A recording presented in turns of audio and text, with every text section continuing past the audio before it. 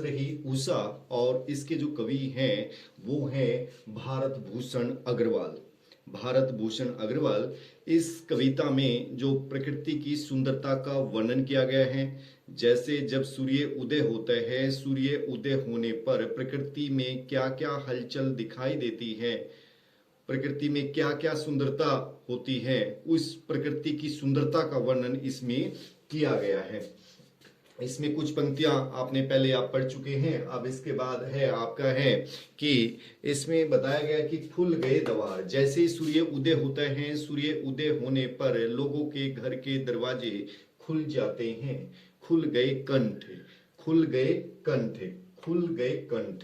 इससे क्या है, लोगों के गले खुल गए हैं। अर्थात अभिप्राय यह है कि सूर्य उदय होने पर लोगों ने आपस में बातचीत करना आरंभ कर दिया है। लोग आपस में विचार विमर्श कर रहे हैं।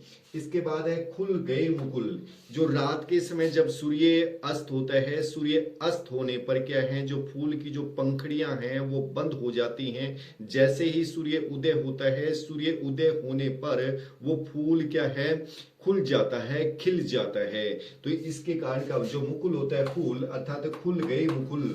जो फूल हैं वो खुल गए हैं, अर्थात खिल गए हैं, जो सूर्य अस्त होने के समय जो बंदे हुए थे। इसके बाद है सतदल के शीतल। सतदल मैंने सतदल सैकड़ों पंखड़ियों के, सैकड़ों पंखड़ियों वाले कमल के, सैकड़ों पंखड़ियों वाले कमल के शीतल कोस, कोस होता खजाना, शीतल खजानों से, सैकड़ों पंखड़ियों वाले कमल के शीतल खजाने से निकला मधुकर गुंजार लिए। मधुकर होता है भंवरा, भंवरा गुंजार करते हुए बाहर निकलता है। सैकड़ों पंखड़ियों वाले कमल के शीतल खजाने से भंवरा गुंजार करते हुए बाहर निकलता है। जो रात के समय जब सूर्य अस्त होता है, सूर्य अस्त के समय जो भंवरा है, जो उनका पराग जो रस ग्रहण करता है फूलों का, वो अस्त होने के समय उसके अंदर बंद हो गया था। लेकिन जैसे सूर्य उदय हुआ, सूर्य उदय होने पर वो जो भंवरा है वो भी क्या है, बाहर निकलता है जब फूल खिलता है। इसके बाद है खुल गए बंद छवि के बंधन। अर्थात जो भंवरे के ऊपर जो बंधन बंधा हुआ था वो बंधन अब दूर हो गया है। अर्थात भंवरा पूरी तरह से अब आजाद हो गया है, उसके ऊपर किसी भी प्रकार का कोई भी बंधन नहीं है। तो इसमें जो ये पंक्तियां हैं आपकी, जो ये पैरा बनता है 4 पंक्तियों का, आप इसमें इसका लिखोगे, आप संकेत का पॉइंट बनाओगे। संकेत में आप लिखोगे खुल गए और बाद में लिखोगे आप छवि के बंधन।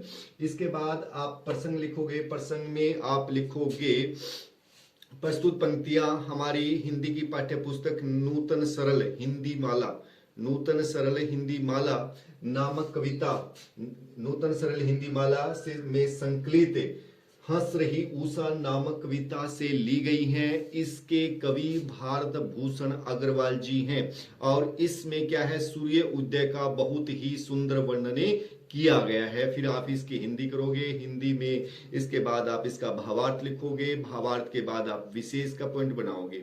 इसके बाद इसका सेकंड है जागो जगती के सुप्त बाले। अर्थात कवि क्या है, बच्चों को संबोधित करते हुए कहता है कि सूर्य उदय होने पर वो बच्चों को संबोधित करता हुआ कहता है, हे संसार के सोए हुए बच्चों तुम अब जाग जाओ, हे संसार के सोए हुए बच्चों तुम अब जाग जाओ। ठीक है जी। पलकों की पंखुड़ियां खोलो, और अपने पलकों की जो पंखुड़ियां हैं उनको खोलो, अर्थात तुम पूरी तरह से अब जाग जाओ।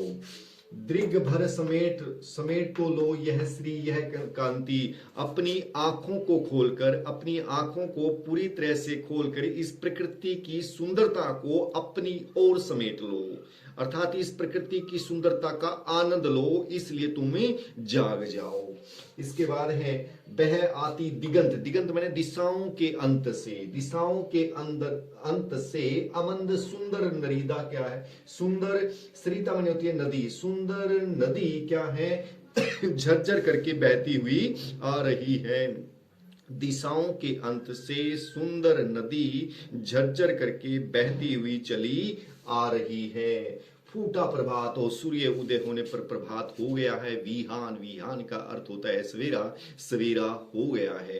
अर्थात एक जो कवि हैं भारत भूषण अग्रवाल जी, वो बच्चों को संबोधित करते हुए कहते हैं कि तुम अब जाग जाओ, प्रकृति का आनंद आनंद लो और प्रकृति की सुंदरता को अपने अंदर समेट लो।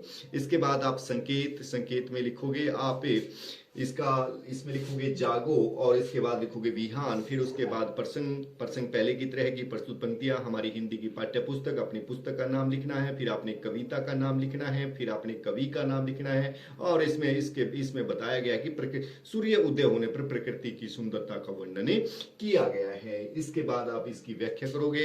इसके बाद फिर आप भावार्थ, भावार्थ में आप लिखोगे कि आप भंवरे की तरह आलस्य को त्याग कर तुम अब जाग जाओ। इसके बाद आप विशेष का पॉइंट लिखोगे। विशेष में लिखोगे भाषा सहज व सरल है और तत्सम तद्भव शब्दों का प्रयोग